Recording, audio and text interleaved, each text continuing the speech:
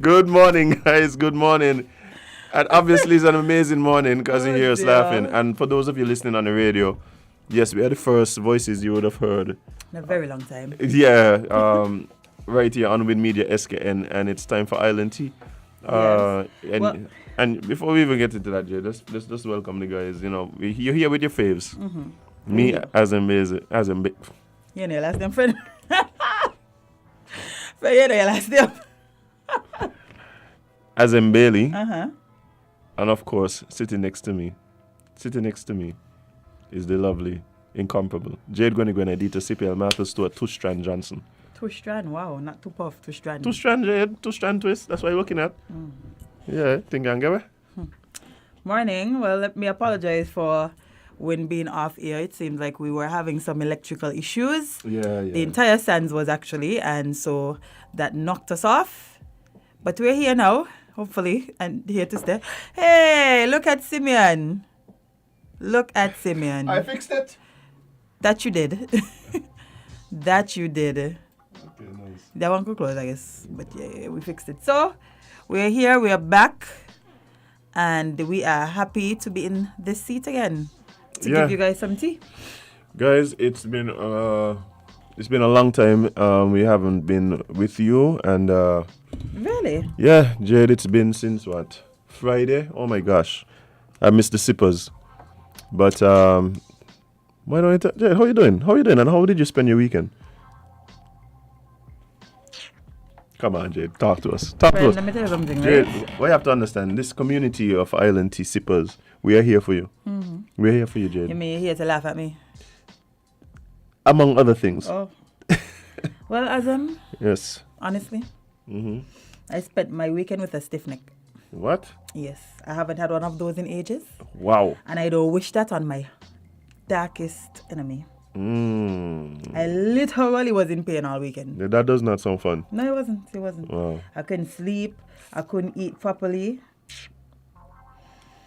Someone I obey me. Y'all hear that I had a free weekend and y'all walk out, I can see them. Okay, this doesn't look like it's supposed to be happening like that. Okay. No, but it is so. Yeah. So you spent your weekend In pain. in Yes, pain yes. in your home. Yes. Come on, Jay. What did you do yesterday? Come on. Oh, I went to Newtown to have. I did a Clifton Nivik tasting with my friends. Because you know. So this was. I just asked because I just was making fun of you being home all the time, but you actually did something. Yeah, Awesome. yesterday, my neck started working again, so I literally just.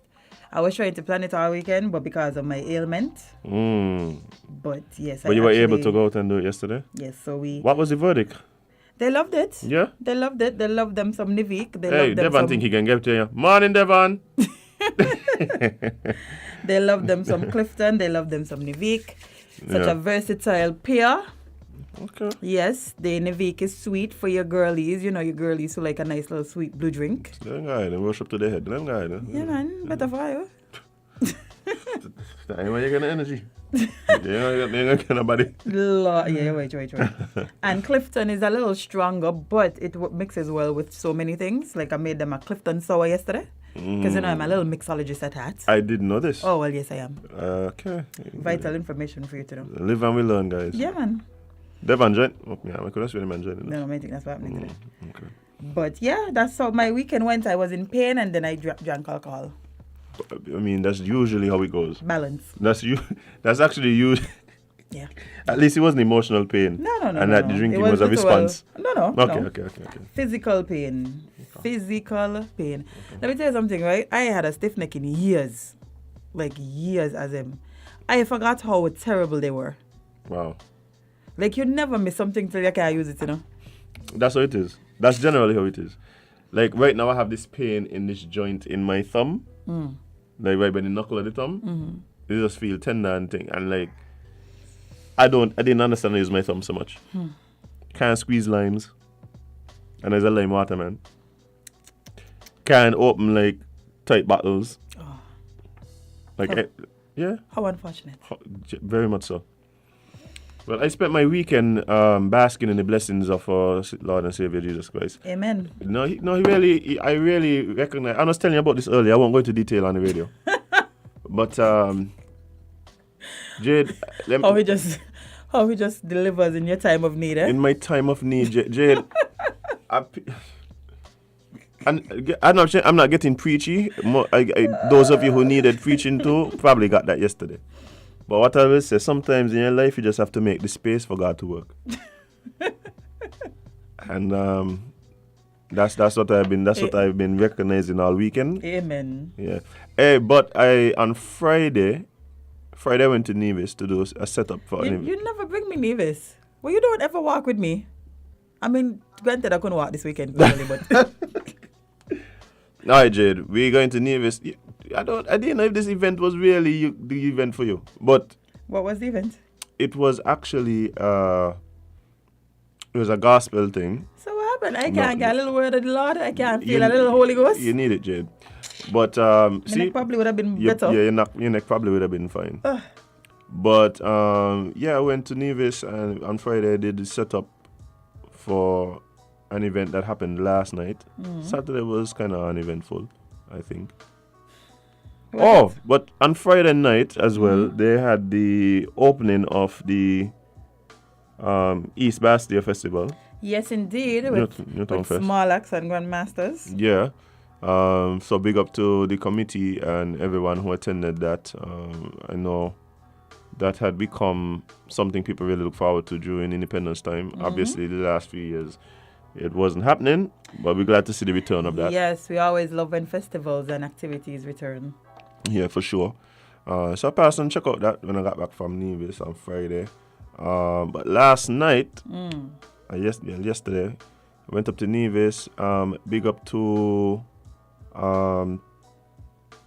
the pastor and members of the Crossroad Community Church. They had an event last night. It was like a worship thing. And they actually recorded an original worship song.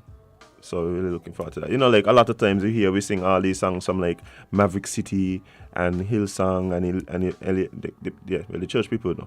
Yeah, because. I'm very happy to hear that there's persons around who are writing their own music and hopefully, you know, it catches on with the local churches and then spreads. Vibes. I'd love to see that happen. You know who has a great voice for church music? But I don't know. Skeng? No. What? I think so. Okay, I didn't you didn't mean Skeng. Okay. No. I actually meant Ike, but. Ike? Yeah, man. What you know? Ike got a clever voice. Yeah, you mean Preacher E? Come on. Pastor E. Preacher E. Like literally. Anyway. But that man's voice is. Yeah, I know he would have turned it up at Freedom Gala. Yeah, but this past weekend. Ike, if you're listening, who is the young lady who now sings in Kessie 5? Man, if you wake up yet, I'm kind of early still. Yeah, you're right. Somebody message me and tell me still. But I'm big up to Camilla Lawrence and the worship team over there. Like, yeah, then people can sing by. I mean, people who in the gospel feel like Camilla Lawrence. Like Camilla, she's a boss. Like, as she should be. Yeah, like real boss. Like her albums, I'm a fan. So when I was called over, like I was like, yep, definitely, I'm coming. And it was real cool. After that though, passed down by. He was busy, buddy. No, and they went back, Jade, because they boats run certain times. So it's like, hey, because it's something to eat. Mm-hmm. We went down to Yatsman Grill, and the reason I'm highlighting that is because when I walked in, one of the guys there, hail up Island Tea. I was like, yay, right on. Hey, so big up Denzel down there at Yatsman Grill.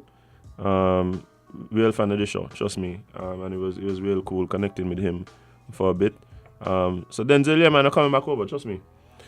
And it's always cool to see people who support the show when we're not actually behind the screen. Yes, the only thing I am. What's sad in your weekend, Jay? Tell us. Did you see that Yatsman Grill is actually closing? What? But? No, just the one in St. Kitts. Jay, the trauma. The trauma of the truck, man. The trauma of the truck. I mean, I can't really blame. Can't. If a truck will give me business. If a big truck will give me business. That's a sign, Jane. That's a sign. Maybe I can't blame anybody. Chrissy. Oh. Today is her birthday. Till I said hi. I shall. But yes, I didn't even hear that. That's kind of. I saw them post it this last week. Oh wow, that's sad. Yeah. I don't ever like to hear about businesses closing down. You know, sometimes you think about the business closing down, but you recognize that means now that there's employees that have to find new work and stuff like that. So yeah, that's generally not something I am a huge fan of. But shout out to Yatsman Gully Nevis. I was there last night and it was You vibes. bring me a little bit of food. Bye. Jade, I just had a little veggie pizza, Jade. You a meat eater, Jade. I like veggies. Jade, I don't like veggies because I eat meat. I don't like veggies as them. Jade, come on. What kind of concept is You that? can't, Jade. Fries aren't veggies. Come on. I don't like fries alone. There's other veggies I like. Love broccoli. Cheese isn't a broccoli, no. What? Cheese isn't a vegetable, Jade. You're such a hater. I cannot believe it. Cannot believe it. Well, but yeah. So big up to those guys over there, and actually looking forward to the week. This week, there's a lot happening. Hey, this morning we was abusing Patriots, right? But they actually got 6 points, you know? But that's why I was actually asking about if what saddened you over the week. I thought we were going to talk about the Patriot struggles. Oh, that Patriot loss was rough because I started watching part of it and I recognized that I probably should not be doing that to myself. Why would I torture myself like that? And I stopped watching the game. I don't understand this point setup though. Wait. Oh, I was reading the wrong thing. Mm-hmm. That's plays. So we are No, literally that's in games fourth. played. Yeah. Win fourth. Barbados Royals. You see last year y'all bully Barbados and Barbados said not this year. Come back with a vengeance. What? They lose no games. They have stand at 10 points currently. Then the Jamaican Talawars have 6. St. Lucia Kings have 4. And St. Kitts Nevis Patriots have 4. To get at the bottom. Ha ha. It's always a good day when Trinidad losing. Indeed. Personally. But I'm going to go out on a limb here and say that I feel a bit embarrassed to be honest in Lucia. We gonna fix that. We could fix that. That game last night. What? Thank you, Edward. As him them arms coming. By why you like as him on the radio just like and it's the exact opposite, you know. I don't know why he lied to you, you know. I have a arm injury, so I haven't been able to really work my arms, so they've actually been shrinking. It's true, Jade. I have what is this? Elbow tendonitis. Seriously, like my elbow is sick right now. For Joe Lado. I only could do push stuff, so I could do like push-ups and like bench press. I can't do none of that, but at least one of us can. Jade, we gotta get you and your friend yes doing this thing. So I'm gonna work it up for you. All you got to do, Jade, is when we finish on the show, we just go. Yeah, but you tell me an hour and a half, right? Man, if I got But what you don't want? How you want? An hour? Yeah, I could. Well, come to the... Well, no, okay. I got to wait another half hour for you to finish. No, if you and your friend come, your friend drive. She don't do that. Okay. So it's the driver we got to wait on. Okay. Well, we'll figure it out. Yeah. We'll figure it out. But, guys, I'm hoping that you guys are just as hopeful about the week ahead. And looking forward to it. Yeah, don't look like the man we see this morning going work. Look like the world is on his shoulders, boy. I see a man early Monday morning. This man going to work. That man look fully stressed out. But oh my gosh, I said, watch it. I wouldn't want to be the customer he got to face because I would be so afraid to even do business. They'd be like, sir, how can I help you? And be like, no, sir, how can I help you? You look like you need more. How can I help you? You look like you need more help than me. Bye. And hey, things rough out here, bye, in the streets. The streets, yes. But yeah, Jay, do you want to jump into tea time? You want to start discussing something? Might as well, you know. We actually have some guests coming in this later in the show. Yes. And of course, today is Monday, so we expect Offense from Chat Department to come in pretty soon. But we could probably jump through one of these articles real quick. Let's start with the Queen. The Queen. Well, the former queen. Gotcha. She will always be the queen, Jade. Okay. Yeah. So, guys, it's tea time. What's going on, Jade? Well, her funeral is going to be held on Monday, the 19th of September. I know. You know, I know that. Wow. Because somebody messaged me and be like, I hope Jade happy, you know. I said, we do I know. See the Queen funeral and Independence Day now. I said, blame Jade for that. I'm so confused. I was just like, First of all, how did I? Jade, everybody. How am I responsible for this? Jade, everybody, even people who tell me they don't listen to the show, don't hear that is your fault. That what happened? That the Queen transitioned when she did. I don't see how that's my fault. Okay. I'm just telling you that's the general consensus around the town. I feel like your general consensus is widely off. A lot of times that is the case, but it's still the consensus. Oh, imagine that. I kill the Queen. I think you're gonna have to make a public apology, Jade. To who? The Queen. She. And her successors. It's okay. She need it. I know that. She don't need it. I know that. I promise you she don't need it. I know that the funeral is on the 19th. Mm-hmm. The entire nation. They're good. Still Independence Day. Yeah, but Jade, it's gonna be somber. Why? For who? I tell you tell something, right? Jade, continue with it. Because you're trying to show me like a dark wood. You down the article. So yes, it says Queen Elizabeth's funeral to be held on Monday, September 19th. The funeral of Britain's Queen Elizabeth, who died this week after 70 years on the throne, That's a good thing, Jade. will be held on Monday, September 19th at 100. What number is this? What time is this? 10 o'clock? What time this is supposed to be? Yes. Okay. 10 a.m. 10 a.m. Because I don't know what other numbers these are. England's most senior peer. You're thinking about it still, innit? Is 10 o'clock? It's 10 o'clock, but not our time. Oh. Well, go ahead. Greenwich Meridian time, but yeah, GMT. Yeah. England's most senior peer, who is in charge of state occasions, said on Saturday, the coffin will be taken from Balmoral Castle to Edinburgh on Sunday before being flown to London on Tuesday. It will later lie in state at Westminster Hall from Wednesday until the morning of the funeral, which will take place at London's Westminster Abbey. We will carry out our duty over the coming days with the heaviest of hearts, but also with the firmest of resolve to ensure a fitting farewell to one of the defining figures of our time, said the Earl Marshal Edward Fitzgerald Howard, the Duke of Norfolk. These people got some long name. Long for no reason. The Queen's body currently rests in an oak coffin covered with the Royal Standard of Scotland and with a wreath of flowers laid on top in the ballroom of Balmoral Castle.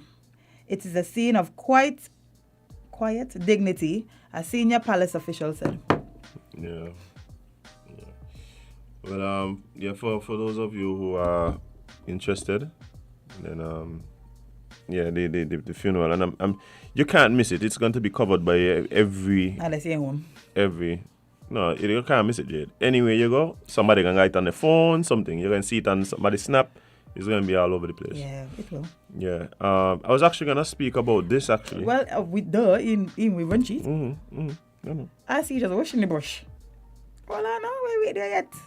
We ain't reached there yet. You want to reach there now? Yeah. Okay.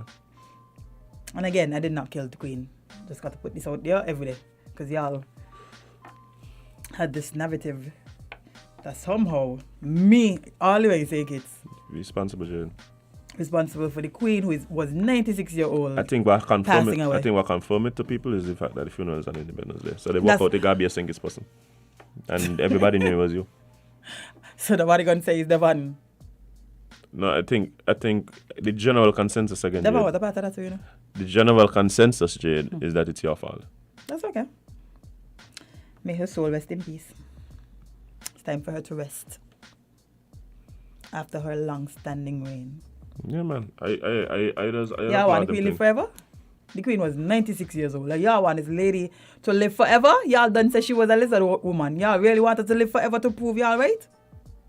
Let her rest, please. Please. You didn't hear the consensus? You didn't see any of those videos? Which one's about The lizard people. Oh yeah, definitely.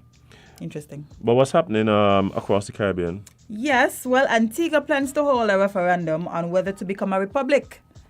Antigua said before. The man ain't wasting no time. No time.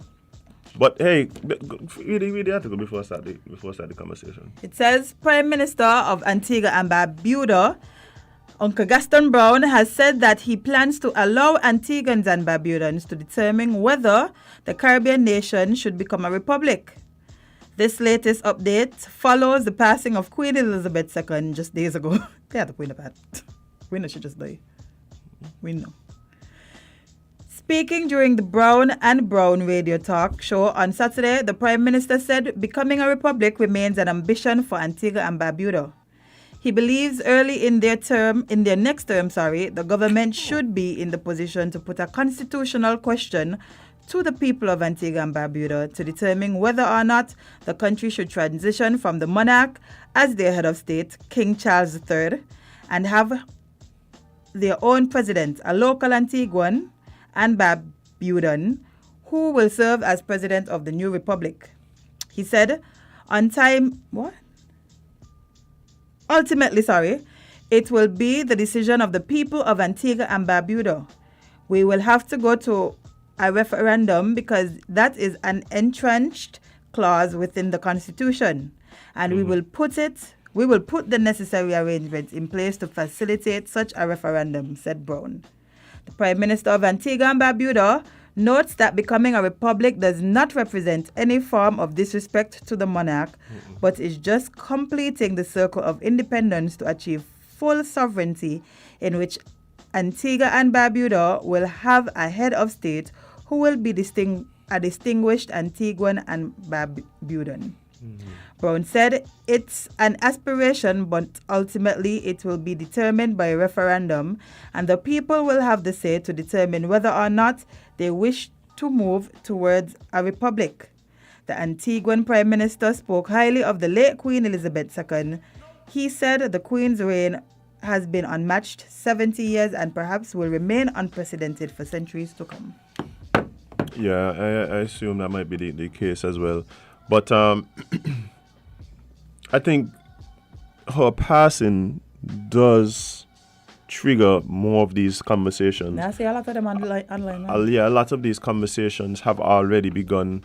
Let's not say begun, because I think it's been something for most of these countries, include right here on LNT, the now Prime Minister, prior to his election, spoke of the fact that this is one of the questions that we are going to have to explore. And Do you think it's time? Yes, I believe it's time. Me too. I can't speak specifically to Antigua. And I don't like the fact that sometimes people, when they start talking about the move to becoming a republic, don't take into consideration what exactly that dynamic means, right? And so when we went from being a British dependent, a colony, to having independence, that's a transitional period. I believe that St. Kitts has proven that, yes, we are not perfect, and there's a lot of things in our system that has to change. We've made some missteps, but I believe when I look around at what we've been able to achieve in the last 39 years, Jade, I believe we have a lot to be proud of. Definitely, for such a small country. And the movements that we have made in relation to things like education, public infrastructure, commerce, just general economic development, social development, the things that we've been able to achieve in 39 years, Jade, I think as a people we need to be proud. And that's one of the things that I get sad about when it comes to independence time. I don't think those things are highlighted enough. Or even if they're highlighted, they don't penetrate the general conversation of people. Like people don't really talk about it in that way. And I think these are the things why national pride probably isn't where it needs to be, right? Because I think a lot of us, we are proud to be Kittians because, well, we're from St. Kitts. Not necessarily recognizing that, hey, there's actually things we need to be proud about, because we've come quite a long way and we've done a lot. But because we've been able to do all the things that we've done in the amount of time that we've done it, I think it proves that we are able to stand on our own, we're able to be self-determining, and we're able to totally sever the ties with our past colonial masters and move towards becoming the Republic of St. Kitts and Nevis. I'm happy to hear that and this has been a conversation for years. I'm happy to hear that the present Prime Minister, he said it right here on the show, that is something that he recognizes needs to be a conversation and needs to be pushed. So hopefully that is something that, especially with the Queen's passing, of course, the ties between the monarchy and the nations of which he's the head of state, it becomes, of course, it's going to become more and more. It's going to rise to the surface, those conversations. But hopefully there's some movement on it. I think we're at the point where we need to really put it to the people. Let's make a decision and recognize whether or not this is what we as a nation feel is what's necessary and what's move. I think I have the answer for that already. I think they do think that this is the move from the previous discussions, even when they were swearing him in and he had to what was the thing that he had to say? The pledge allegiance to the Queen and successor. We wasn't with that. But the thing about it, but the thing about it for me is I don't think the conversation, people don't like to hear it, right? But I think it has more to do with the fact that we as a nation, given all our shortcomings, has proven that we are capable of being self-governing. We have developed people right here on the island, some through education, through experience, who are capable of leading the affairs of the country, and people who deserve to be elevated to the stature as the head of state. And it really and it's something that this signifies that and displays that. And I think we're at the point. But I don't think the conversation happens in that way. I think a lot of people just say, why the Prime Minister got to say he pledged allegiance to the Queen of her Sessions? Why the police station is Her Majesty's prison? His Majesty's prison now. But yeah, I think that's what the conversation is. Sometimes a very base conversation, but I think we now need to really move. And I think the government saying that they recognize that this is something that needs to be discussed, needs to take the conversation more down that road and say, hey, we are able to be self-deterministic. We're able to govern our own affairs, and we think it's time for us to move into this. And this is how it would work. This is where the power would be vested in this new system. This is what these persons' roles would be, and educate people as to what that means. Not just even come out and just say, hey guys, we're on a referendum next week. Y'all want us to get rid of the Queen? Yeah. And people not really necessarily understand what that means. I think we need to really have a serious conversation about it, where people could be educated and people could then make an informed decision. And my personal hope is that they'll make a decision to move us to a republic, because I think we've proven that. But we just need to do it in the right way, set up things in the right way, and do what we need to do. Indeed. So hopefully. But as it is time for a break, and when we come back, we are jumping into traffic talk right on with Media Scan. So stick and stay.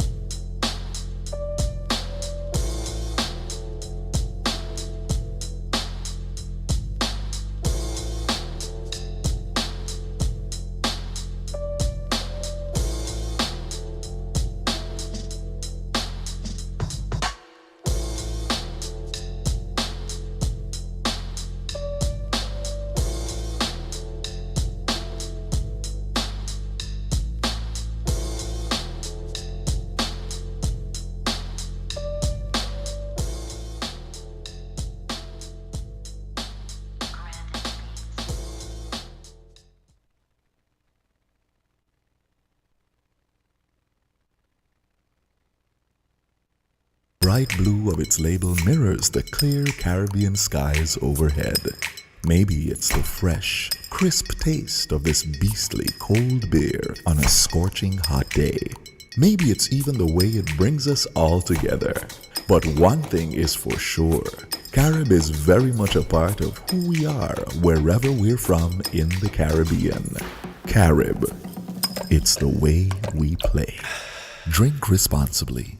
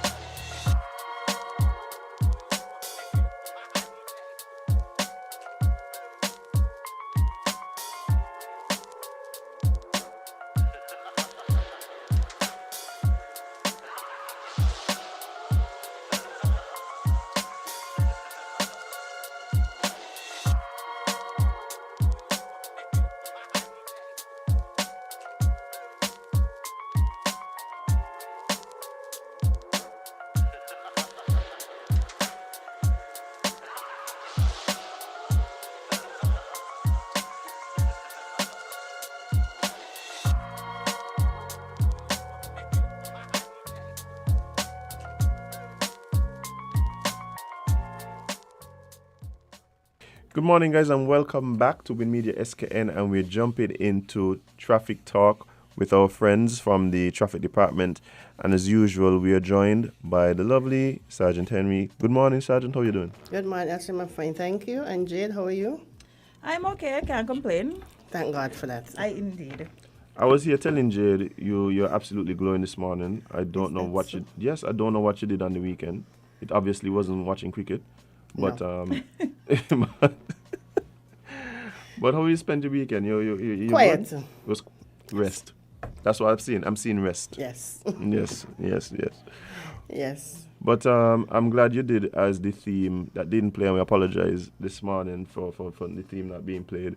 But I think you did as the theme suggests, and you slowed down. That's good. Yeah.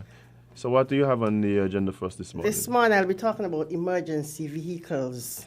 Oh, okay. Yes. An emergency vehicle is used by emergency services to respond to incident. And that's why motorists should give way to vehicle with flashing lights, including, we know, the emergency vehicles, police car, the fire service or the fire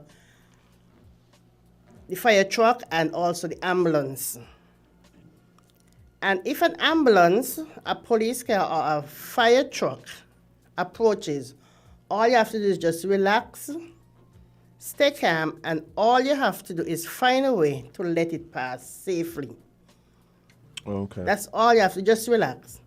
But no, some person don't want to relax and they don't want to let it pass. Really? Yes, they want to outrun such vehicles, and it's an offense.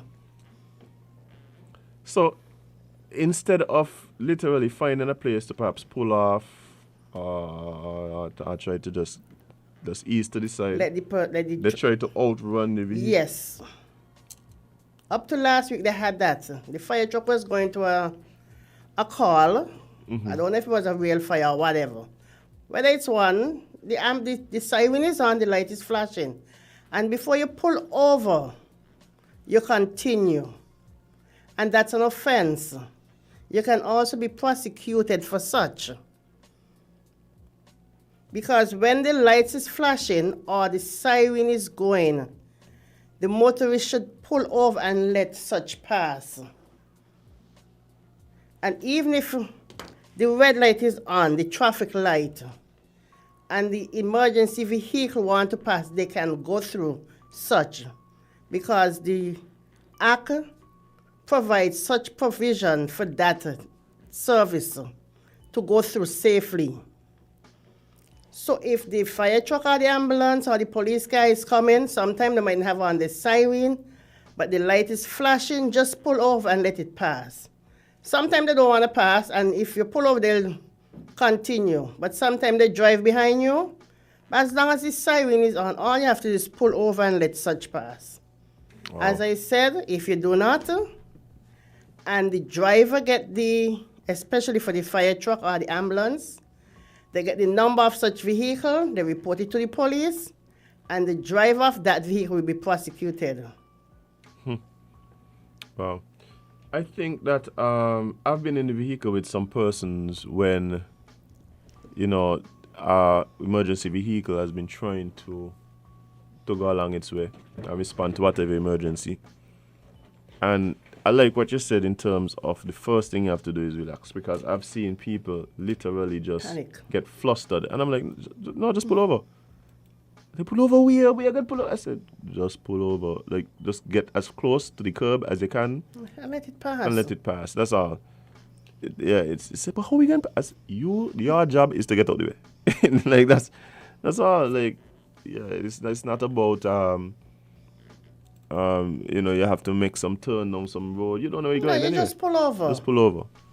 I think most of the roads are big enough where they can pass. They can pass, yeah. Yes. Because even if one is coming and one is going, both pull over, the vehicle can pass through. Mm-hmm, mm-hmm. Yeah. I think the other thing as well is recognizing that trying to outrun, I didn't even know this was a thing, but now I know where the rule came from. I actually spoke to someone who drove one of the emergency vehicles, and he said the rule is if there's an accident on their way to the emergency, they've already been dispatched to this particular emergency, so they have to continue on the way to that emergency. They could dispatch another vehicle to the accident. So if you want to outrun, end up running into a wall somewhere, don't think because the ambulance is stopping for you. They continue on the merry journey. Yes. To go deal with whatever emergency. The other one will come and deal with it. Right. So, somebody is suggesting that the driver should pull over to the left as well, because we drive on the left side of the road. Yes, pull as close as possible to the left. Right. Wow. Because if you do not have an accident with such, you're in the wrong. You will be in the wrong. Well, and you said this is something that happened as recently as last week. Yes. So this is an ongoing issue. Yes, and they're having problem with it. The drivers were responding to such incidents. They are having problem with the motorists. So is it a matter that people slow down and don't get anywhere? Is it that generally people try to, like you said, just try to outrun? What's generally the complaints from the drivers of the emergency vehicle? As they can't get Well, oh, I think you're gonna need to switch your mic. So just pull that one of the other ones. Yeah, push that one out of the way, and yeah, you could pull that one for me. Yeah. All right. So the one on your right, yes, you could pull that one.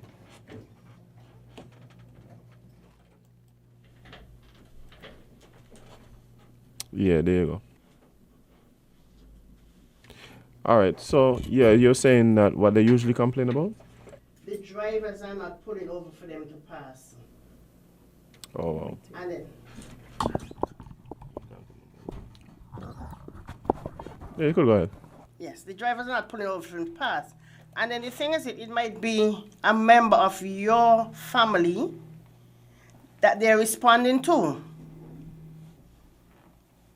And then if something happen now, the first thing they're gonna say, oh, they're always late.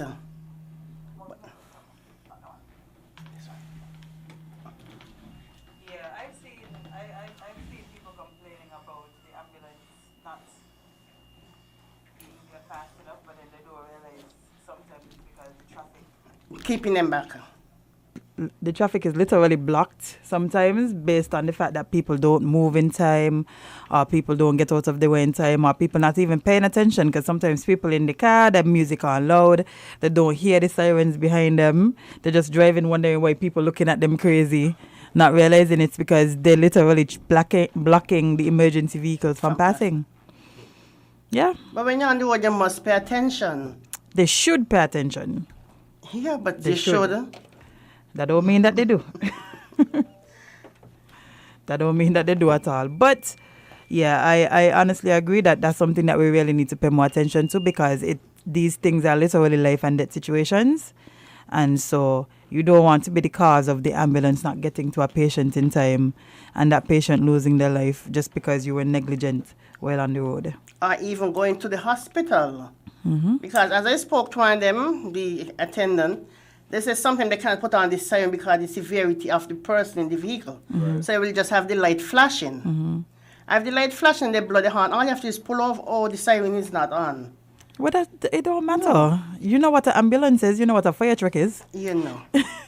Well, the fire truck for sure will sound the horn. They will have on the siren and the flashers.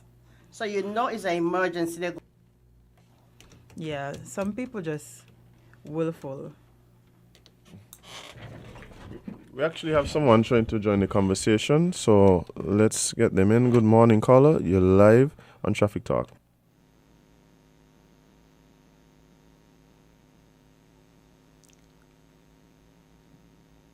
Good morning, good morning, caller. Oh, We lost seem that caller. seemingly lost the caller. Feel free to call back. So, and just to clarify for people, because sometimes we might miss one or two, what all types of vehicles qualify As emergency as vehicles. emergency vehicles? It's the fire truck, the ambulance, and police vehicles. I wouldn't even say police cars, because you know we have pickup, we have buses, so police vehicles. All right, and that would include members of the Defense Force? Yes. Okay. Okay. So fire trucks, ambulance, and the police vehicles. Emergency vehicles. Okay. Yes. I would also assume that perhaps even customs vehicles would fall into that. You think so? They have do they? They have not necessarily. Really. Okay, cool. Well, so it has to do with emergency first responders. Yes. First responders. Okay. Okay. Well, guys, again, feel free to call in and contribute to the conversation that we're having here this morning. Jade up here trying to. I'm being a technician right now. Yeah. Mm-hmm. Yes. But sometimes what I recognize as well is the route and the decision of the drivers. I don't know if there is a standardized route for some of these emergencies, especially passing through town. Is to your knowledge, is there a suggested route to the drivers in terms of where they go, depending on or is it left up to the discretion of the Left driver? up onto discretion, yeah. Maybe you want that they can get through quicker. Kind of some of the roads are very small. So maybe if you take the main road and then they go wherever. Okay. And I guess they drive a lot and they do They know. they know. Perhaps this time of day there's less traffic, if we take this route, etc., etc. Also, something that I think we have to be aware of. Speak to what happens if you are, or how to navigate this exact situation if you, for instance, are at a stoplight in town. So if I'm at a stoplight, but there's a vehicle, an emergency vehicle trying to get through, what's an adequate response in that situation? Which one? You mean if it's green or red, it doesn't matter? It's red, so I'm at a stoplight, Uh-huh. but there is a emergency vehicle Coming coming behind me. But before you do that, let's see if we get this caller to join the conversation. Good morning, caller. You're live on Island T. What's up? Yes. Good morning. I understood the officer to say if persons are in vehicles with their flashing light on, one should give way. The question, though, is how do we know, for example, what is emergency service vehicle, police / defense force, if it doesn't have any markings on it? For example, I think police have several unmarked vehicles. How do we respond to that? And can we just respond because the vehicle is flashing, or how do we know the difference? Thank you. Okay, for instance, you have the pickups that are attached to SSU and Jog Squad. They're unmarked, but they have the lights on top. And it have either GRP on it. So it's only emergency vehicle will have those lights. The strodes on top. Yeah, and we just said on top, but on top of the roof. Yeah, or but something that have, okay, for instance, like a high command person might have it in the vehicle. right. I was about to say, Inside. but not only that. Some of the trucks that you're talking about, I would have seen some of the unmarked vehicles. I would have seen the light be on the top of the dash, Yes. on the inside. So that's also a telltale sign, because it would be illegal for a private vehicle to have those lights. So if you so would it be safe to say, if you see the red and blue flashing lights? Well, sometimes, for instance, they have private vehicles or buses have these colors lights, and that's why we are saying these are illegal. Okay. For 'Cause it's for motor omnibuses and those. Because it confuses the general Yes. public as to, okay. Yes, it do. Okay. But generally, for the caller, the standardized thing is the blue and Red red. and blue. For and emergency vehicles. either on the top of the vehicle or inside on the dashboard. Or inside on the dashboard. Yes. Okay. So not headlights generally. No. Okay. Hopefully that caller. But yeah, so I was asking about a specific scenario. The red light. Yes, I'm stuck at a red light. A line of cars. I might be the first car in line. And there's a emergency vehicle trying to get to go forward. What would be the suggestion in terms of how to deal with that? Well, all the drivers will have to do, who is in the line, just pull over. Pull over close and let the ambulance pass. The reason I said that is if I'm at the front of the line, Yes. generally I would have to go forward to pull to the If side. it's not Right. obstructing. If it's obstructing, then you go forward and let the person. Should I cautiously move forward just enough to pull to the left? Yes. That's what you're suggesting? Okay. I know in the US that's generally what happens. You're able to, well, one, the roads are a lot wider in most cases, so you generally don't have to go as far forward to move far enough to the right or the left to allow the vehicle to pass through. Yes. But I know you're able to creep forward with caution to allow and most people would hear that the Siren, siren yes. and recognize that, okay, let me slow Emergency down. vehicle is passing, so you need to, Give way. yes. Okay. Okay, awesome. Even if it's green light and you're going through and the ambulance or fire truck is coming, you stop and you pull over I still. take precedence, yes. Yes. The traffic will resume after you pass. Yes. Yeah, we're all smart people, kind of. Okay. Okay. Well, guys, again, feel free to reach us and call us right here on Win Media SKN. 465-0989, 662-0989, 762-0989.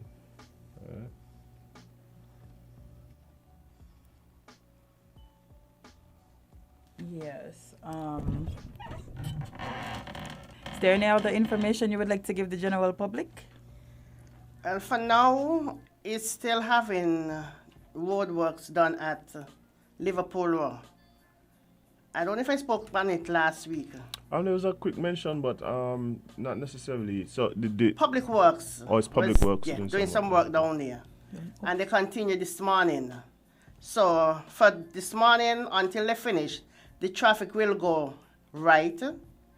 Remember, when you come from church, you cannot take a right to go down College Street. Mm-hmm. But because of the road works, the traffic can go right and down to College Street. Okay. That is only because of the repairs that is being done there. So, General, that change, I didn't even recognize that. So, Since the lights changed, since the lights Okay. commission, you only could go left when you come from Church Street. Oh, okay. All right. So for this morning, you'll be able to go down to College Street until after such is being done. And let me help you out here a bit, because I don't want you to get too upset, right? So I will do it for you. Okay. Guys, please recognize that because of the situation there, and even outside of that, what takes precedent is the instructions of the traffic wardens. I see a man arguing with the lady who telling him come and telling him when the light red. I said, Mister, are you watching it? When I in my vehicle, I think to myself, Mister, the woman know what she doing. As long as a traffic officer stands there, it takes precedent over the lights. I hear people arguing about it, and I'm like, You're causing congestion. but even Yes. I understand the lights are there and whatever. So who are supposed to listen to? I said, Miss, the big argument here, big argument right there done by National Insurance. I couldn't believe. I was like, this ain't that serious. Just the ladies are directing traffic. Please just follow instruction. Like, I don't understand. And they fall on the license officer, the license authority, who is the commissioner. So once they stand there, they are correct. Even sometimes you're trying to help out a funeral, and why you don't move out? Why you put up lights for? Okay. Also, this is a regular thing. Yes. Because for the traffic point where we used to call traffic point, that's on Cleon Street, Victoria and 4th Street.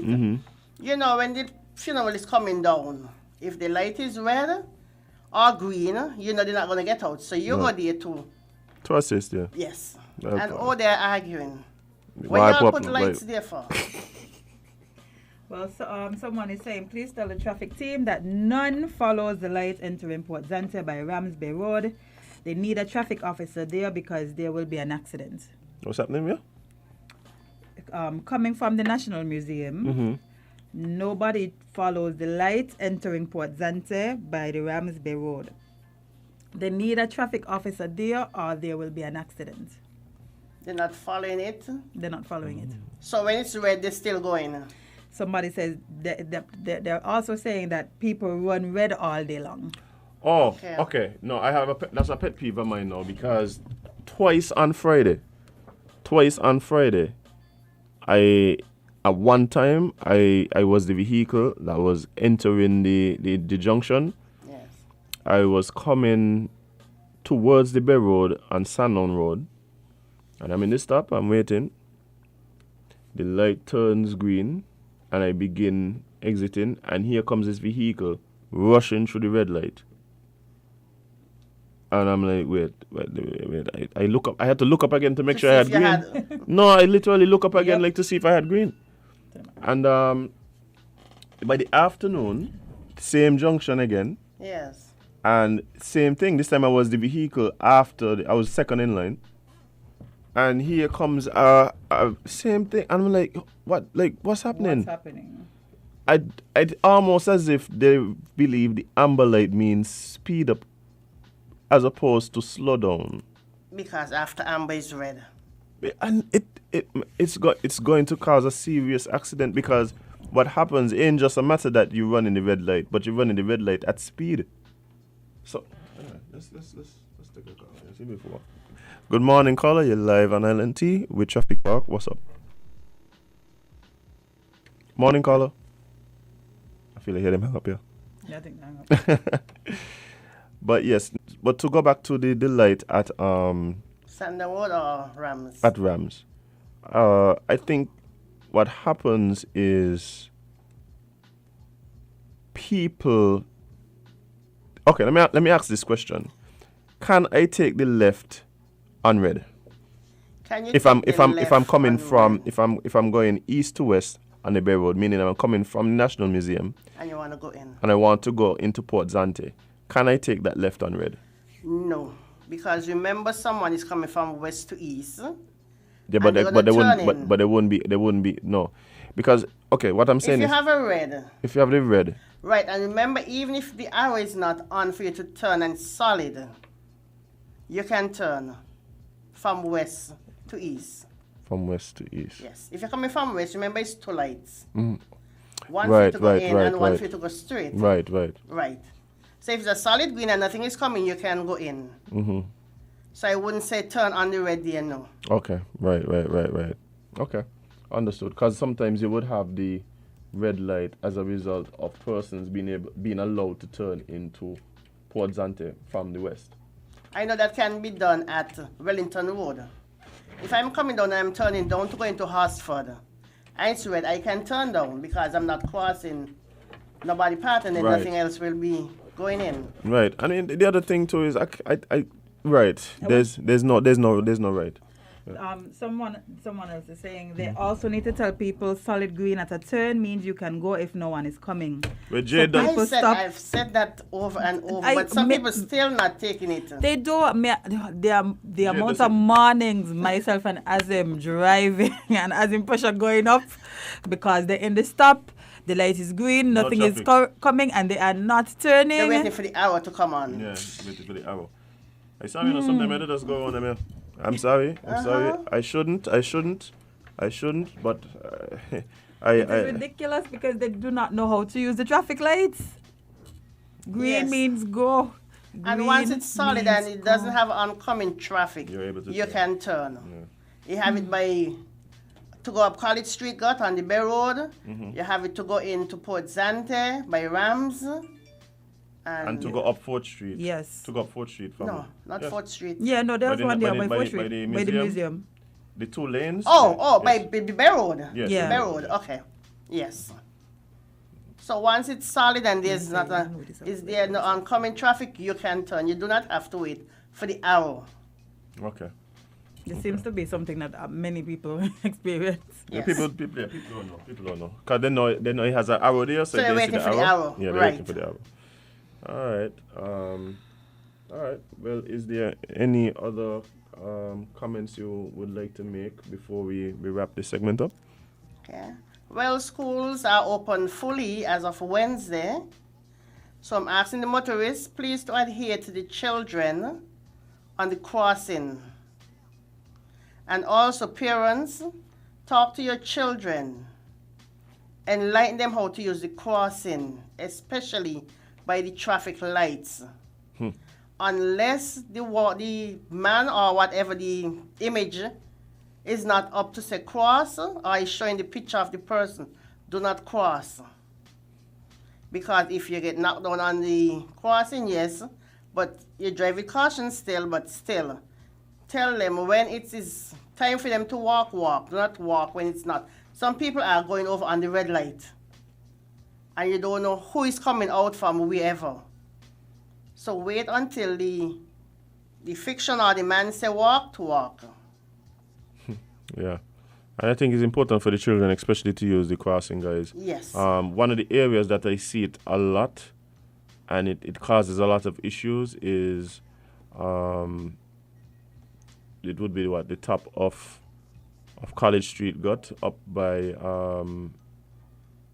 where the Washi and Avic students tend to come onto that road there by what's the name of that printing place now? G squared up? It used to be G squared, yes. So what happens is the children, they come out of that road and they're heading down towards town. So they come through the track. Yes. And there's a crossing There's guard. there's a crossing guard just to the Yes. top. So they cross the road below the crossing guard. And then the crossing guard is above trying to, help the children be safe and cross over. So it creates a real issue right there every day. And if the children would just use the crosswalk, they would be safer and the traffic would flow smoother. Yes. So yeah, parents, I really think talk to your children about using the crosswalk. Even That'd be a on good Johnson Long Path, well, not Johnson West Farm, I say, by the vet school, the traffic will stop. The crossing guard come out to stop the traffic for persons to cross, and the bus drivers, they don't want to wait. They want to overtake. So bus drivers, please to adhere. You don't know what's stopping in front of you or what is happening. So you wait until the traffic starts again and then you continue. Do not overtake down there. All right. Well, guys, please adhere to the advice Please. from the officer, please. We are begging. And I've seen that too many times. Long line of car stop, one smart person on the side. Oh, they're just watching the moon, man. They're just watching the sights. And just decide to pass It's the like long line, the 20 cars in a row, Yes, they're and you going. don't know what's happening down there. Bad people, man. When look, you go up, you knock down somebody, God forbid, the person lose their life. Then we'll have another fatal. Guys, please to drive with Juki and attention. Please, for once. All right, but Sarge, thank you so much for joining us this morning and talking to us about emergency vehicles and the like. Hopefully, people adhere to the advice that you've given. I hope and pray. Yeah. Don't we all? Yes. And until next week. Not guys, next week. Next week is Independence. Next week. Yes, Independence, and it's yeah. also the Queen's Hey, funeral. she Yes. well know, because she don't work out me. Come here, man. There. So quick, she make sure she correct you. And I'll be soon going on vacation also. Oh, wow. Look at you. Yes. Carry me now. Carry me, please. Okay. So I won't be here next week. All right. Well, we'll miss you. Well, guys, it is time for us to take a very short break and come right back with more LNT right here on Win Media SKN. Stick and stay. Be careful on the road. Don't make it an episode.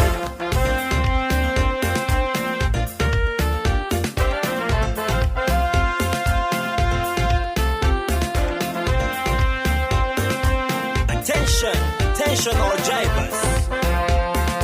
I'm begging you to slow it down.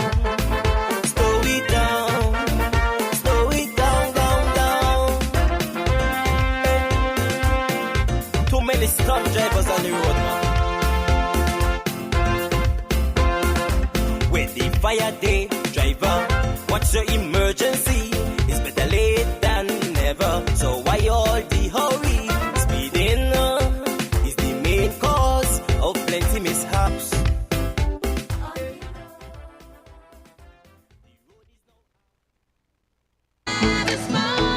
Here are your Horses Value Mart IGA Value Club Blue Tag Independent Specials from September 8th through 21st. Essential everyday croutons, just $5.99. Alma Vienna sausage, $2.99. Pringles chips, $7.99. Bagel bites, $11.99. Wharton cookies, $14.99. Swiss Miss chocolate, $8.99. And now, our very low weekly value deals. Planters cocktail and dry roasted peanuts, $14.99. Post honey bunches of oat cereals, $11.99. Wishbone salad dressings, $11.99. Crest toothpaste, $12.99. Suavitel liquid fabric softener, $16.99. Essential everyday pastas, $4.49. Shop smart, shop value mart. Sea listo y haga sus compras aquí a Value Mart. Maybe it's the way the brilliant gold liquid reflects our sunshine, or how the bright blue of its label mirrors the clear Caribbean skies overhead. Maybe it's the fresh, crisp taste of this beastly cold beer on a scorching hot day. Maybe it's even the way it brings us all together. But one thing is for sure, Carib is very much a part of who we are wherever we're from in the Caribbean. Carib. It's the way we play. Drink responsibly.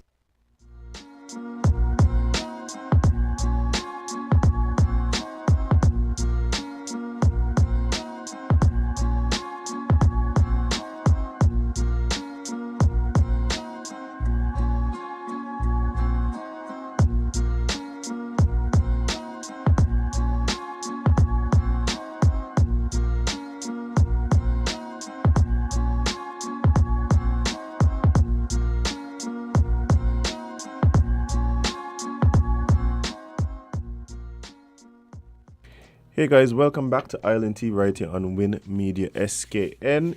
It is Monday. We were after a rough start, but we fixed it. Yes, sir. We are resilient people in the studio. Indeed. Indeed. So, Jade, we just talked a bit about emergency vehicles. You want to talk a bit more about some of what's happening across the region as it relates to governance and Yes, the monarchy? indeed. Oh, well, before we even go down that road there, I saw a comment about if we're going what money we're going to use. We'll still use the same money. Yeah, man. We're still part of the Eastern Caribbean. We'll still use Eastern Caribbean dollar. We actually also use US here. So yeah, because the Queen is no longer. Yeah. We don't use pounds. Yeah. We don't. No, but but I'm saying we have the right to choose which money Yeah, I know. we accept. And I would understand the question more if we were using pounds, because no, we wouldn't be a part of the, but because we don't use those currencies. But they also, you realize, I think people need to realize there are also British colonies they use US. that use other money as well. Yeah. So it doesn't bother. It doesn't anything. correlate like that. Hey, big up the BVI one time. I never see a pound on there yet. Indeed. Yeah. Well, it says last king of Jamaica, the countries that could ditch the monarchy after the Queen's death. I ain't even let the Queen be buried yet. I done jumping ship. Jumping ship. Them man ain't gonna trust in Charles. Them man ain't gonna trust. That's a naughty. Lizzie or nobody. Louisiana, but Wow.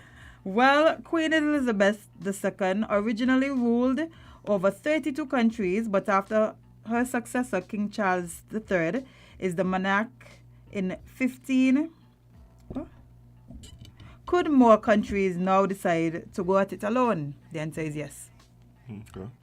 When Queen Elizabeth II ascended to the throne 70 years ago, she led the dying embers of a British empire that had once ruled over a huge chunk of the world. At its height, it was estimated that 1 in 4 people on the planet was a British subject. It's a lot of people. Yeah. Mm-hmm. In the 20th century, things changed.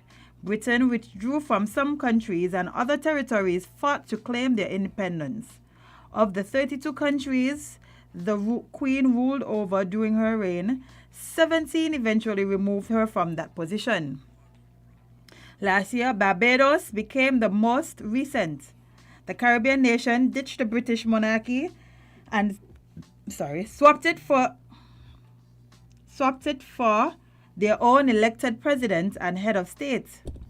Now that Queen Elizabeth's reign is over, people are wondering whether more countries will follow their lead. At her death, the Queen still headed up the Commonwealth, an association of 54 countries that work together on trade, the environment, and human rights. Almost all of the nations involved were previously ruled by Britain.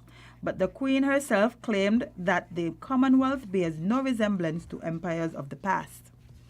Even though her role was pretty much just ceremonial, the Queen was head of state of 15 countries in the Commonwealth realm, including the UK, Australia, Canada, New Zealand, and Jamaica. She may not have had much actual power in these nations, not even in the UK itself, but many of them still looked to her as its leader and needed her approval to form new governments. With a brand new leader, King Charles III, in place, now might be an ideal time to make some other major changes. So where else could be looking to cut off the royals? Well, Jamaica. It said earlier this year, the Duke and Duchess of the Cambridge experienced several PR nightmares while visiting Jamaica, including Prince William awkwardly standing next to the nation's Prime Minister Andrew Holness while he talked about Jamaica ditching the Queen. Yeah, I remember that. That was interesting. Yeah. Belize, the Bahamas, Grenada, Antigua and Barbuda, and St. Kitts and Nevis. Jamaica isn't the only Caribbean nation looking to start afresh on their own. Following the Cambridges visiting Belize on the same misjudged tour, one of the country's ministers told their parliament it's time for Belize to take the next step in truly owning our independence. At least 5 other Caribbean countries have indicated they intend to become republics one day, even if it's not currently on the cards. Australia, Scotland. No. Well, one of the things that I always find interesting about this conversation, and sometimes when I have this conversation with people, those are some of the examples that are brought up. They would use examples like, say, Australia, Scotland, and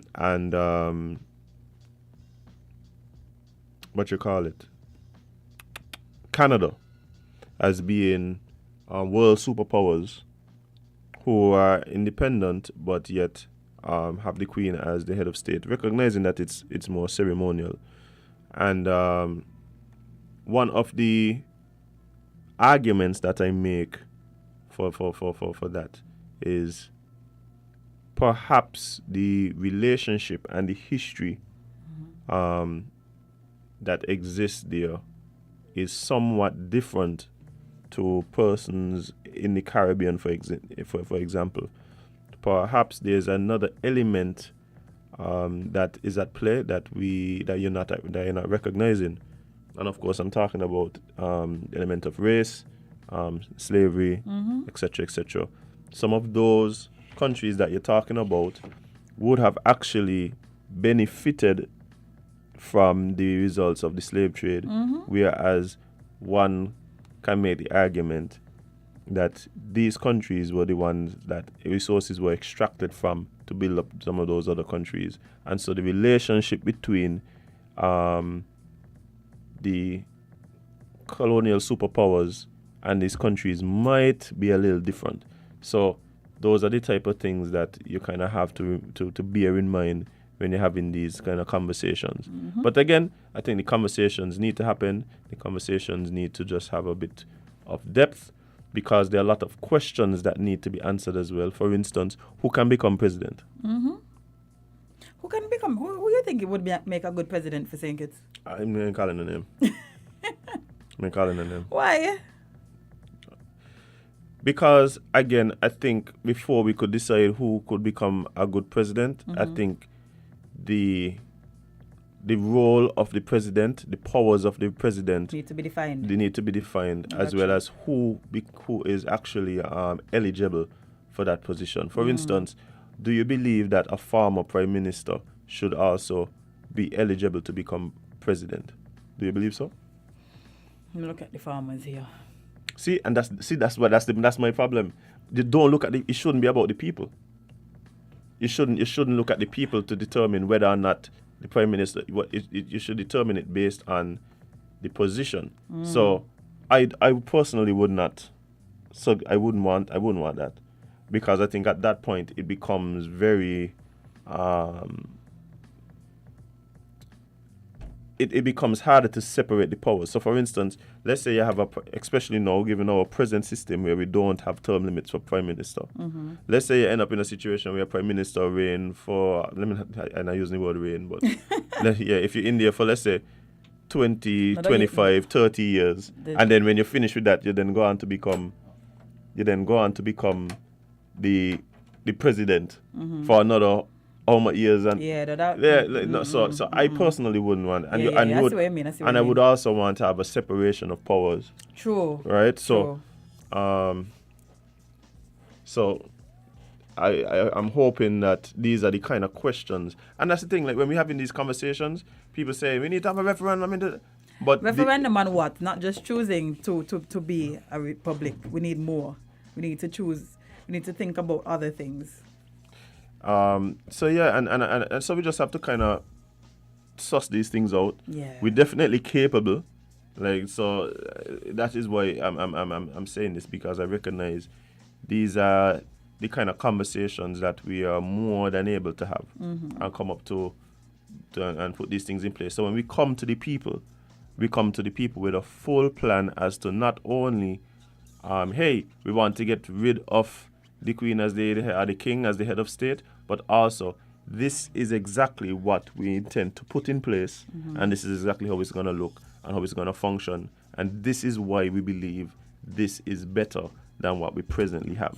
Right? It can't just be because we ain't like here. Yeah, we ain't like here. The Prime Minister say she Queen and successors. It must have some substance. We must, if we're talking about being self-deterministic, then these are the type of things that we need to be discussing. These are the kind of things that we have to have in place. So we ain't just kind of stumbling along and trying to figure it out. Yeah, because it would look bad. We leave and then we just don't know what to do.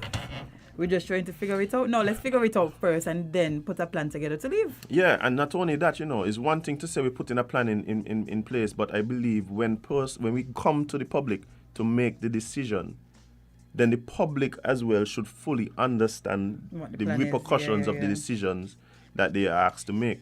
So is one I don't believe that we'll ever end up in a situation where, hey, we have a referendum on this thing, people make the decision, we move forward, and the powers that be, meaning the legislative arm, doesn't have an idea of what it's going to be.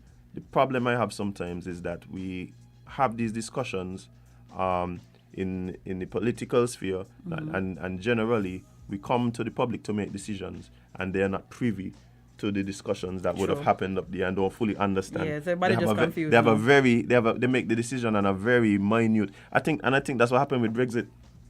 I think what happened with Brexit was that the general public didn't fully understand the repercussions of what. It was just like, oh, all them people from all these other countries coming and taking your jobs. What y'all think? And then they just went and made the decision, and they didn't really fully understand all of the so yeah, and people might use that to their advantage. So you kind of have to. Yep. Because for instance, the question like I just asked you, I don't think a lot of people really ever thought about it. Like, who could become president? Yep. Who makes it? Like, who is eligible? Who's eligible? Who we don't want to become president? That's a good one. That's a better question. Right? So, but people have a lot to say on referendums and moving away and becoming a republic. But some of these issues I don't think has been really fleshed out, or if they haven't really come to the public, or at least presented in a way where people can then make a fully informed decision as to what's next. Yeah, because that's all I've heard, that we just don't want to pledge allegiance to the Queen, and that's it. Yeah, but it's a little more than that, right? A little more than that. Yeah. Personally, I believe that we have proven that we are able to be self-deterministic, to be self-governing, and all of that.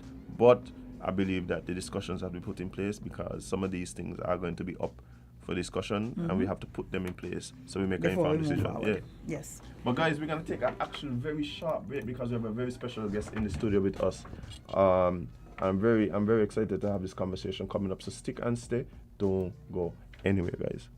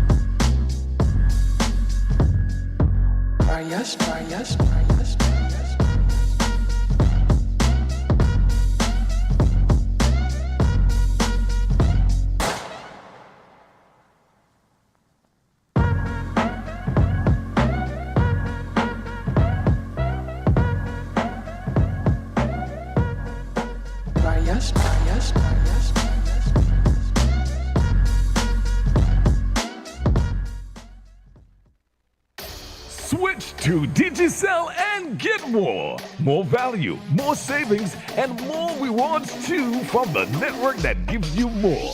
More talk, text, and data on a Prime bundle. More value with a Digicel SIM. And more savings on smartphones. Visit a retail store and switch to Digicel today.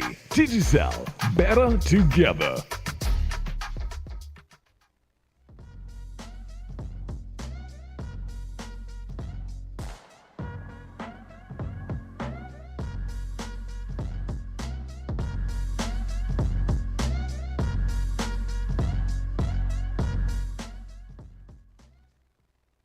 Hey guys, welcome back to Island Tea right here on Win Media SKN. And guys, we have a very special guest in the studio with us this morning, son of the soil, Mr. James Brown. Good morning, sir. How are you doing? Good morning, Nazim. How are you doing? I'm doing good, you know. Everything isn't great, but most things are good. That's true. Well, there's a saying, life is what happens outside of the plan. Right. So, you know, it's what just happens if you just don't have a plan? Then everything is life. But that's it. Yes. But you're here to speak about something very specific. Right. But of course, I'd love to give our viewers and our listeners some idea about who is it that is here hanging out with us this morning. Yeah. So tell us a bit about yourself and what is it that you're into. Great. Well, you know, let me just first thank you, Azim, for, you know, entertaining me like this. Thank the audience out there, those who are listening via radio and online.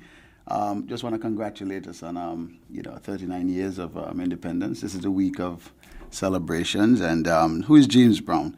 So James Brown, motivational. A singer? Oh, sorry. Well, yeah. You're not wrong, You're not wrong. Because I started out singing. Oh, yeah, you're right. Yes, you're right. So I think we're going to get more into that as we talk about the book. But, yeah, James, I'm a motivational speaker, coach, trained coach, licensed coach, and also an author of a brand new book, Beyond the Gift. Right, so that's my area of, that's what I do right now. I have an organization by the name of Encourage Enterprise, and we're all about training leaders, personal development, leadership development. So that's what we do. I'm married, actually, for 16 years, and I know my wife is listening. So wow. Gotta make sure I get the years right. Eh? Thank you so much. You're better. Yeah. Yeah, and out of that, we have produced 3 children, Joel, Jabari, and Joy, my little girl, Joy Marie. So that's who I am. Yeah. All right. Awesome. Well, I mean, I'm going to be honest. Mm-hmm. When someone introduces themselves as a motivational speaker, I sometimes wonder how does that happen, right? Because speaking and encouraging and things, sometimes we may oversimplify what is it that you do. But you said you are licensed, and so I'm sure that there's been a lot of time and energy put into the training, which leads you to do what it is that you're doing now. Yes, correct. And it's very important to be trained. I mean, I always tell people, in order to add value, you must become valuable. And that's what I seek to do. Passion is not enough. Desire is not enough. You might have the desire to help people, but however, you want to make sure that you have the necessary training and development so that you add value to yourself so that you can add value to others. Yeah, I think that sometimes we take for granted what is actually necessary to become an expert or master in some of these disciplines. Recognizing that the skill set is so important and contributes so much. Sometimes we don't really recognize the work that people have to put in to be able to do it well. Yes. And, you know, in any area of discipline, because I know you're a musician, and in any area of discipline, I like to put it this way. In order to master anything, you must submit yourself to learning it first. Right. Yes, and it's just like I was teaching my son how to ride the bike, and I was saying, Joel, you got to lean in. You got to let the bike lead you first before you can master. And I think that's it. You know, I mean, if you can't master the ocean, guarantee you go out in the ocean, it will drown you, right? Yeah. But if you can master the art of swimming, then you'll be able to stay on top. So you got to submit yourself to learning before you become the master. Yeah. And for those listening, what part of St. Kitts you grew up? Yes, so I grew up in, so originally from Greenlands, but spent most of my childhood over there at Lower Bamboo Street, Molyneux. Yes, so who's ever from Molyneux? Countryside, we call it, you know. I had no idea there was a Bamboo Street in St. Kitts. Yeah, Lower Bamboo Street, yes. So that's a small street over there in Molyneux. Grew up there, I was born into a family of two siblings and myself. I'm the youngest of three. My older brother, Nigel Brown. Most people might know Nigel more than myself. And, they might not know my sister, Akila Brown. So three of us, born into a middle-class family, you know. Parents didn't really have much, but I think that we had the riches of, good education, discipline, how to respect elders, so it wasn't a wealthy family, but we had our own idea of wealth, Right, for sure. Yes. Well, you have now been, distributing wealth of information in other ways, including, as you mentioned, a book. Right. And so you're now a published author. Congratulations. Thank you so much. On that. But tell us a bit about this work that you've produced. Right. Well, just allow me to just say how the promotions have been going. Yeah, so the book has been produced, and I really didn't expect to be doing promotions in St. Kitts. I did a book launch in Canada, which went very well. So the book is doing fairly well in Canada and North America. However, this trip wasn't necessarily planned like this. But however, as you say, I'm a son of the soil, and I'm always looking for ways in which I can give back, right? So the promotions have been going well. It has been well received. I've, reached out to several schools. Vision and Purpose Academy, I spoke there. I spoke at several churches. I'm actually going to be at the Pentecostal church. Yeah, this week. This week, tomorrow or Wednesday? Tuesday. Well, tomorrow, yeah. Tomorrow, yeah. Yes, Tuesday night I'll be there. And, so I've reached out to the book. The Prime Minister have a copy of the book, Deputy Prime Minister, and been on stations like ZIZ, Good Morning, Dominion Radio. So I've been doing some groundwork, some legwork.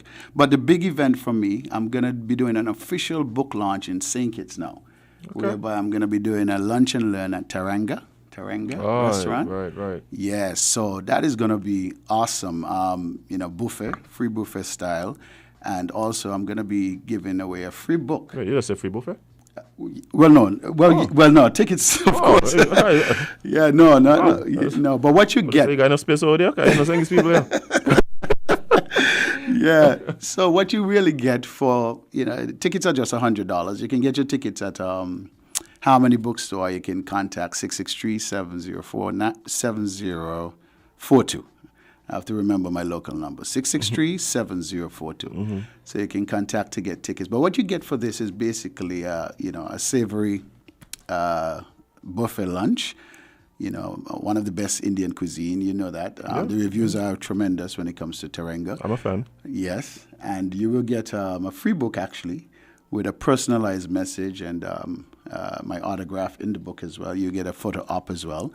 And I'm going to be sharing a very powerful message of some of my setbacks, my setups that have set an international stage for my speaking. So it's going to be tremendous. I invite everybody to really come out and take advantage of that. It's my official book launch, something official I'm doing in St. Kitts. I've been here and there, but however, I really want to give St. Kitts this before I return back home. Right. I mean, it's home. Well, not home. Well, home is here. Where you reside? Where is it that you reside yes. presently? Well, currently I'm in Canada. Okay. Nice. Yes. So that's how the promotion have been going so far, right? Yes. So that's the up and coming promotion that I'm having. So that's on the 24th to 24th of September. That's on a Saturday. It's a lunch and learn, 12 noon. We kick it off, right? And that's gonna be. I'm gonna give it my best shot. I'm going to pour into whoever comes out. I'm going to give it my best shot in terms of secrets to my success, right? Because I'm still climbing. Right. Yeah, definitely. All right. And are some of these secrets in this book that you've written? Well, yes, and I don't want to give away too much. Yeah, but yeah, I like I said, when the book was published over. I started writing when I started school. I went to study in 2015. And I immediately started, get this download, the inspiration to write, and started writing. But the book was published 5 years after. But when I written the book, Azim, I noticed that I was writing for over 42 years of my life. Yes, so the book encompasses all my experiences, all my failures, all my successes, my success, right? So it's a heavy item, I would say. Well, I mean, 5 years in the making, I could imagine there's a wealth of information there. But what would you say was the inspiration for the book itself? Because you said you went off to study and immediately just started writing. Yeah. Was there something that sparked this writing process? And at that time, did you know what the book would become? Yeah. That's a very good question. What inspired me is the book is called Beyond the Gift, Ascending to Your Life's Assignment. And repeat that again, I think that's powerful. Okay, so it's called Beyond the Gift, Ascending to Your Life's Assignment. Okay. Yeah. So this started from, I was always gifted and talented. Well, gifted in the area of singing. I used to sing in church. And talented in the area of probably speaking. Right? So, but I was empty. I felt there was something more. And I think this is what is in every human heart. What is my purpose? Why am I here? Where am I going? These are questions people don't really talk about, but they're silent. They're inside the heart of people. And I had my own experience of that, So singing in church, but empty. Felt there was something more. And, the Lord told me to, it's time to go off to study to be trained for your assignment. Because preparation always precedes position. Right. You always got to give up before you can go up. So, so I talk about that. And then I started seeing a trend. I started looking at different historical figures in the Bible. You notice that they would start with the gift, but they would transition and end with the assignment. Let's take a few of them. Joseph. You look at Joseph in the Bible. Joseph was just a young Hebrew boy who started with a gift to interpret dreams. If those of you who read the Bible, right? But however, that was not his assignment. His assignment was so much bigger than interpreting dreams. I mean, he interpreted the dreams of the butler and the baker right there in prison. And that took him into, that position to become the prime minister of Egypt. You look at King David. King David was just a musician, right? He started out playing, and then they were looking for a musician for King Saul. And that took him into his ultimate assignment, which was to become king of Israel. And, you see this over and over again. And you look at different historical figures. Like, you take a few of them, like you look at Nelson Mandela, right? Nelson Mandela, man, amazing, tremendous. Just started off as a gifted lawyer, went away to England, studied in the halls of England, and came back and fought against apartheid. This was his assignment. Because anytime you see you faced with your assignment, your ultimate purpose is like there's an overwhelming conviction that would overtake you. So I say in the books, anytime you're gonna rise to the occasion of your assignment, you have to give up your ethics and stick to your morals. You understand me? Yeah, so he stood up in court and he said, "This is not an ideal that I'm willing to live by. However, it is an ideal that I'm willing to die for." Mm-hmm. And whenever you reach that point whereby you find something to die for, you have transitioned to your assignment. You look at Martin Luther King, and the story goes on and on. Mother Teresa, she started out just as a teacher in a school. However, she saw the poverty in India, and that moved her to do something about it. You look at secular figures like Oprah Winfrey. Oprah Winfrey started off as a gifted talk show host. Right. Now she has a school for girls in South Africa. Denzel Washington, I think he does the life founding member. He's a life founding member for the Nelson Mandela Children Foundation. And LeBron James, started off as a gifted basketball player. But now he has a school, the I Promise School. Right. So, my challenge to people out there is that your gift is not the pinnacle of your life. Your gift is not the end. It is the means to the end. It is the thing that gets you to the other side of your life. So you were gifted because of purpose. Are you understand me? Some people feel you're just gifted to be gifted. Right. Because your gift will bring you success. However, your purpose and assignment will bring you significance. You understand? So it's a very, very deep concept. Well, I think people a lot of times, like you mentioned, they are searching for purpose. Something that gives value to their life. And I think a lot of times when they hear people talk about purpose, they talk about the same thing, they gift or the passions. Right? But the concept that you're introducing, recognizing that your gift, like you said, isn't the pinnacle. That's it. Isn't the pinnacle, but perhaps is a means towards you being able to fulfill your assignment. Yeah. So the gift is not the destination. Let me put it like that. The gift is not the destination. However, it's the transportation to the destination. Okay. Yeah. Okay. That sounds good? Yeah, definitely. Good. Definitely. But I believe that these are concepts that may help people to really answer some of the deep-rooted questions that they're struggling with. Yes. And I think if we are honest with ourselves, I think a lot of us, if not all of us, have these questions. For sure. And perhaps are struggling with the answer. For sure. And you're saying that is the concept that is discussed in the book. Yes, that's the theme of the book. All right. Yeah. So, so that's what I talk about in the book. But it's like I said. So the book will be at least about 10,000 pages, man. At least, give or take. Give or take 10 pages. What? Oh, not too bad. Yeah, well, this is not a reading generation like that, right? We're more, we like, but it's not too. It's just about what, 200 pages? That's a night sit down and it's 200 pages. Sometimes we get lost in books, and before you know it, the book finished. Right. That's like half a Harry Potter book. Right. Well, one person said that they started reading it, and when they pick it up. This is not me, right? But the person said so. When they started reading it, they just couldn't stop, right? So that's just one of the feedback I've gotten in terms of reading the book. Well, I was actually going to ask about that. From your experience, like the book has been launched and people have been consuming its contents. What have been some of the themes as it relates to the feedback that you've been getting? Yeah, so my wife usually checks those. Those are on my book Facebook page, Beyond the Gift Book at Facebook. But yes, some of the themes, there were one individual who said that I've answered some of the questions that she have had. All right. One individual said it came close to tears in terms of crying because, I talk about in chapter 2, surviving the wilderness of your gift. Yes, because sometimes you could be gifted and people look at you in the light of your gift, but they forget that there's something deeper within you that is really crying out for you to do. Right. So I was in church. I was going around the same mountain, being gifted. And, sometimes you're up there and people feel you're gifted, so you're okay. But sometimes some of the most gifted people could be depressed. But I'm telling you. Yeah, you could be depressed. You could be up there leading worship and everything looks good, but you're depressed because,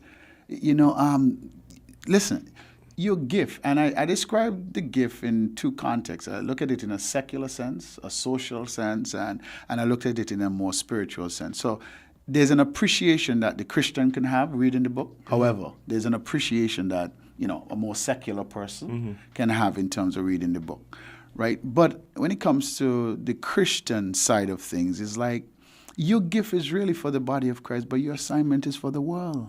And a lot of Christians don't realize that, and we have put all our lives into just one thing, not knowing that you have three different areas to manage in your life. You have your talent. Your talent is inherited. That came through your family lineage. I came out of a family of singers. You might have come out of a family of musicians, right? Yeah, so that's your talent. However, it's your God-given talent, of course, but however, your gift now is something that was given to you. So it's something special, But in the context of the church, it's like some of us, we stay gifted in church, not realize that we have other things to manage. In the pandemic, I had a pastor reach out to me, call me, and he was saying, like, they shut down the churches and, things are so hard and there's nothing else to do. But I was saying, hey, you ever thought about that you have a talent as well as a gift? So I think the pandemic showed a lot of us, even in the church, that we can fall back on our talent. What did Peter say when Christ died? When Christ died, Peter said, let's go back to what? Fishing. Fishing was Peter's talent. Right.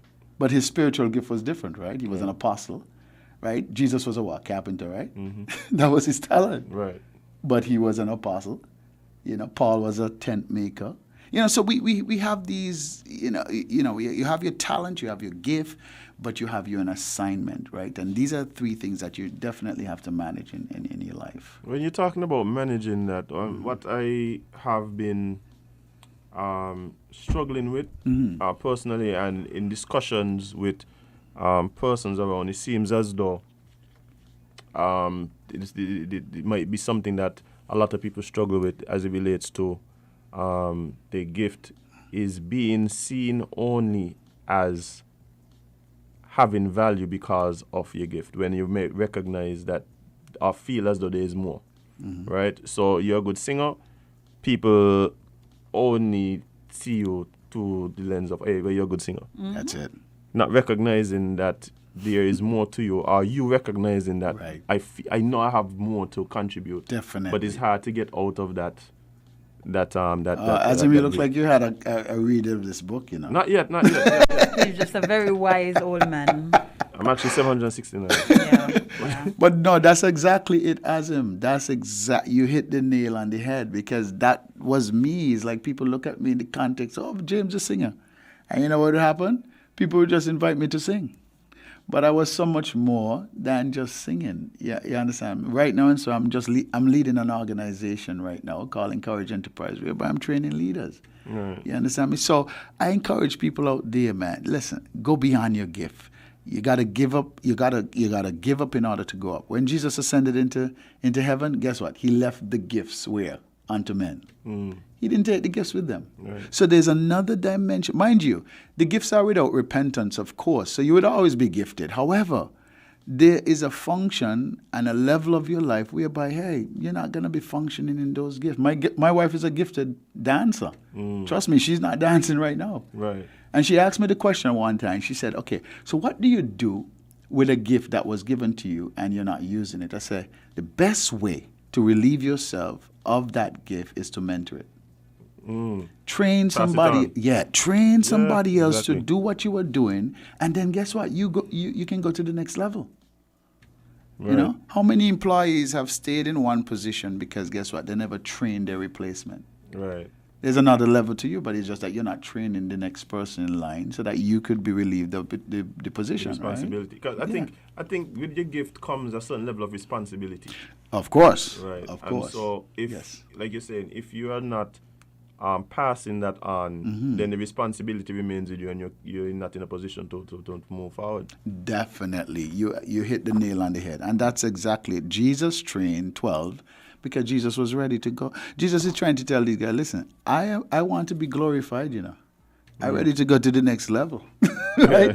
You guys are keeping me back. And sometimes we keep ourselves back. We hold ourselves down because we're not training the next person in life. I've seen this in leadership. I've seen this in churches. Raise up somebody else, pass this thing on. What happened to sometimes, and let's be honest, sometimes people just like the glory that come with the gift. Eh? Oh, there you go. People just like the glory that Come come with on the now. gift, so they don't want to teach nobody. All right, that's it. But that's a whole other thing. Jay. That's well, we don't want to open up that Right. politics, right? Yeah. But I mean, again, thank you so much for coming. But before we go, I would really just like to hear quickly as well about the organization that you're heading up.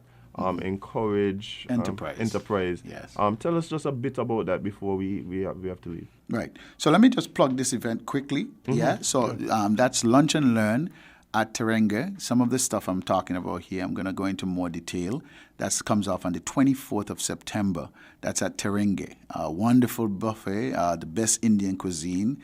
And also I'm going to be sharing a powerful message of some of the secrets I've discovered on my journey. And I'm going to be giving away a free book. I'm going to sign it. I'm going to put in a personal message for those of you. And I'm going to autograph it. You're going to get a photo up front with me.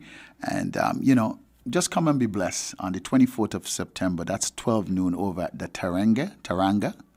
Am I getting it right? Teranga. Yeah, Teranga Restaurant. Yeah, so the organization is called Encourage Enterprise, and our theme is building characters, shaping leaders. And, our philosophy is, well, I work along with the John Maxwell Institution. I think a lot of people might know John Maxwell.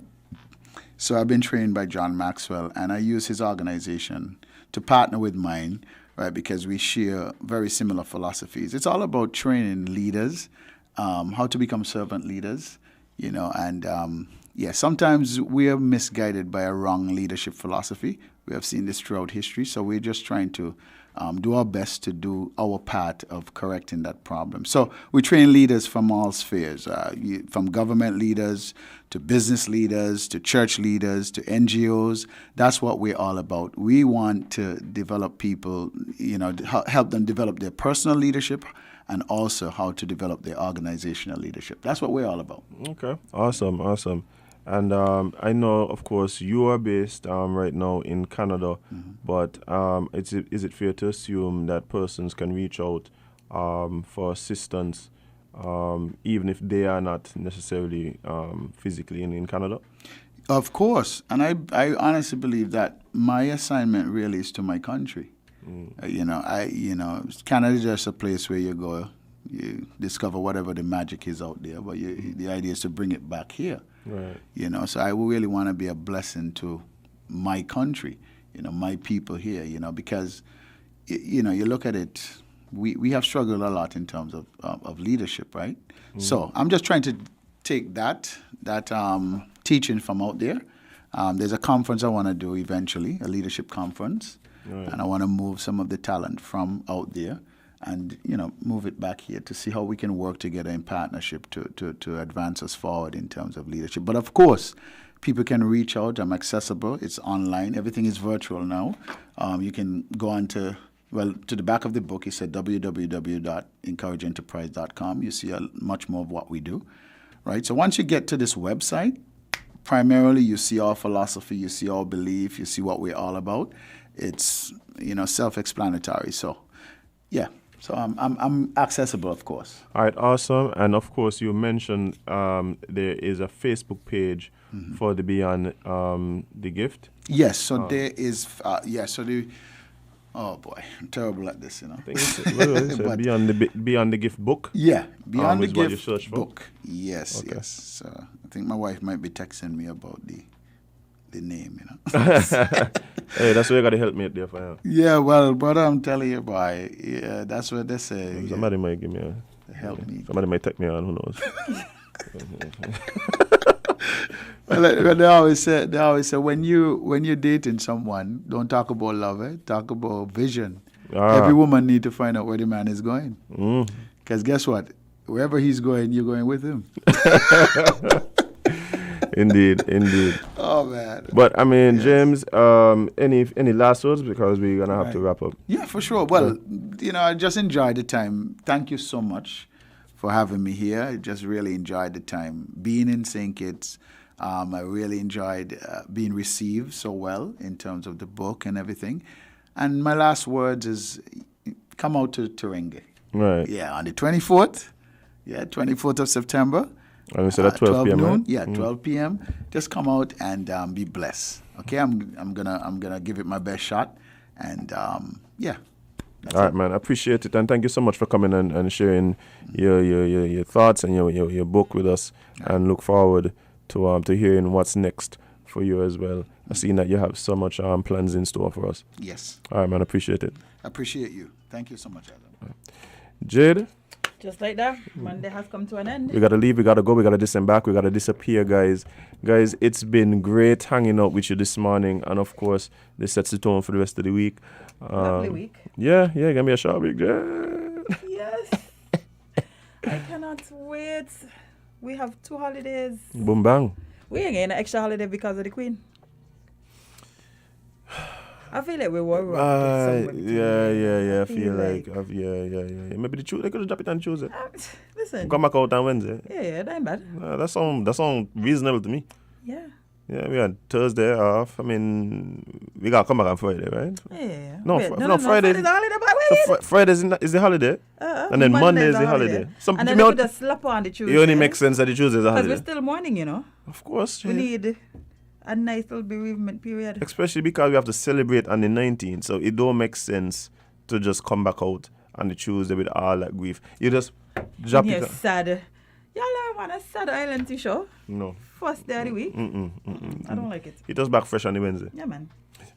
But guys, it's been great hanging out with you. Whether you joined us on Facebook, YouTube, any one of the other digital media platforms, we appreciate you big time. If you joined us 98.9 FM on your radio, man, kudos, big up to you. Make sure you turn it up loud, and share with a friend. Let them know that Island tea is the best thing for you in the morning. Watch you. Nothing beats a fresh Cup of tea Listen. in the morning. Anything less is uncivilized, Jade.